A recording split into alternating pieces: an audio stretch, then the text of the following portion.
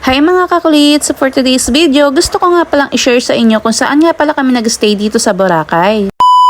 Dahil nga marami nga kami, sinubukan namin mag-transit house at hindi nga kami nagkamali. Dito nga kami nag-stay sa Villa de Oriente, good for 5 days and 4 nights. 5,000 per day nga ang pag-stay namin dito, pero sigurado namang magugustuhan nyo dito dahil feel at home ka, dahil kompleto na, dahil wala ka na rin hahanapin pang iba. At dahil 8 adults and 4 kids kami, kaya naman para sa amin okay na okay na. Kasama na nga lahat dito mga mare at pwede mong gamitin. Meron sila ditong mini swimming pool, 1 CR, 1 stock room, dining room, living room, at 2 kwarto na may kasamang 2 queen size na kama. Tapos meron din silang extra bed dito na single bed, 2 piraso din kung sakaling hindi kayo kakasya sa 2 kwarto. At sa pagkain din makakatipid kayo dahil meron na sila ditong mga sariling lutuan at kalan, at meron din sa labas na maliit na talipapa. So ito nga yung pagkain namin first night, maling at corned beef. Sobrang makakatipid ka dito sa pagkain mga mare. Hindi mo na kailangan lumabas para bumili ng pagkain or kumain sa mamahaling restaurant. Meron na rin sila ditong free wifi at extra towel, tapos bibili na lang kayo ng mineral water sa kanila. At meron na rin kasamang split type aircon yung mga kwarto.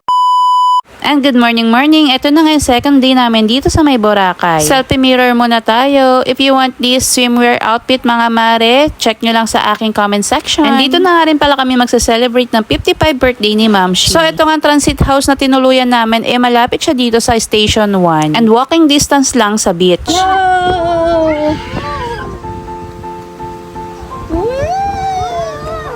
Kaso sila yung pinakahuli eh.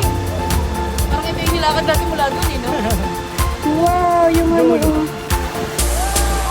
Kuya, dali, kuya, dali. Bakit ang dumi? Kaya madumi. Hindi ka ba din ah? Tapak ka, dali. Ay, wow! Ayoko na na.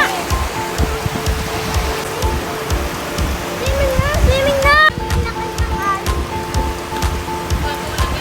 Sila, layo nila oh.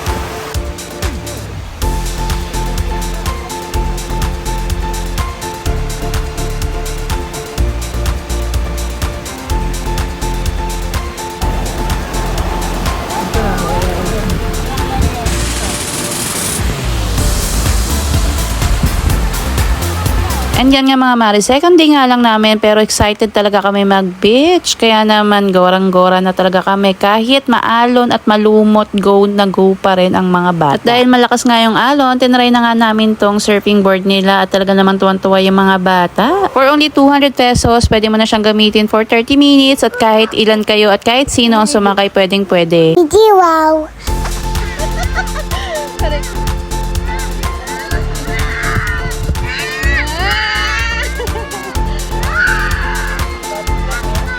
Ayan na, malapit na oh.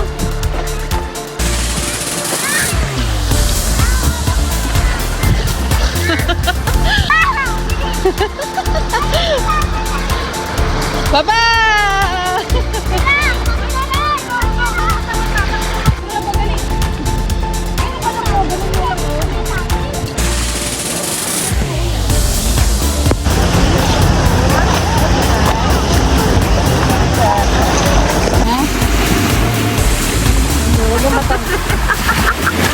Lolo. Telescope. Meeting na yung mga babae.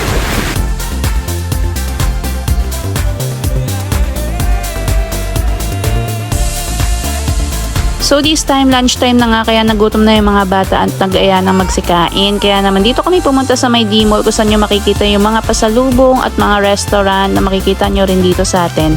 Meron ditong Jollibee, Mang Inasal at Andox at marami pang iba. Tapos itong Zoe talaga hindi mapigilang hindi magpa-picture sa mga nakikita niyang statwa. And after nga namin mag-lunch, dito na kami nakarating sa may Station 3 sa La Carmela kung saan nag-stay yung sister kong isa para makasama namin yung dalawa nilang pinsan na si Sam at si Seth.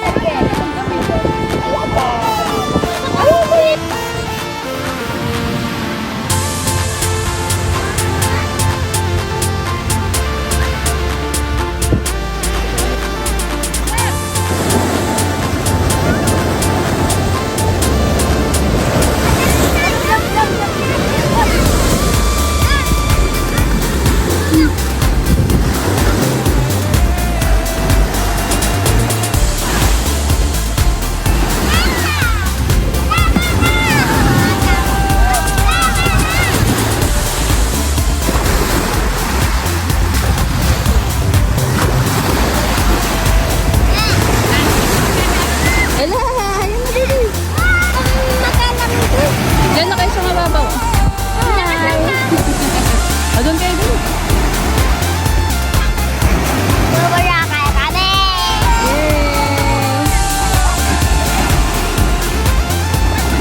No, stop! Oh no! Are you scared? Don't be scared. Dito, dito.